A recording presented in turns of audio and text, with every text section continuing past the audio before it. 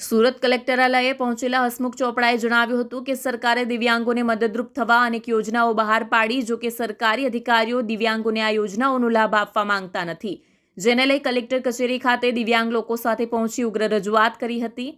અંત્યોદય યોજના અંતર્ગત અધિકારીઓ લાભ ન આપતા હોવાની દિવ્યાંગોએ રજૂઆત કરી હતી, તો ધ્રુજતા પગ હાથમાં લાકડી અને એકબીજાના સહારે કલેક્ટર કચેરીમાં આવી દિવ્યાંગોએ જિલ્લા કલેક્ટરને રજૂઆત કરી હતી અને જણાવ્યું હતું કે સરકાર યોજના બહાર પાડે છે, પરંતુ અધિકારીઓ તેનો લાભ આપતા નથી।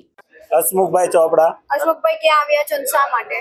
અમે કલેક્ટર કચેરી આવ્યા છીએ। દિવ્યાંગોને જે અંત્યોદય અને બીપીએલ કાર્ડ યોજનાનો લાભ મળવો જોઈએ નથી મળતો, રજૂઆત કરવા છતાં 5-5, 6-6 મહિના થઈ ગયા અને એ ઓન પેપર જ છે। એનો અમલ કરાવવા માટે અમે અહીંયા આવ્યા છીએ।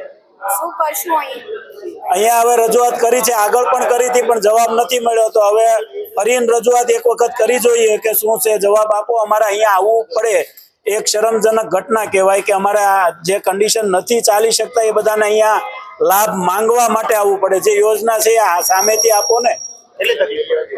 અમારે ચાલવામાં જો બધાને જાણે જ છે કે દિવ્યાંગોને કેટલી અગવડતા પડે, એ આખા સુરતમાંથી બધેથી દરેક ઝોનમાંથી અહીંયા આવ્યા છે, તો એને કેટલી પડે એ તમે મીડિયા લોકો જાણી શકો છો કે કોઈના સહારા વગર ના ચાલી શકે, એને અહીંયા આવવું પડે।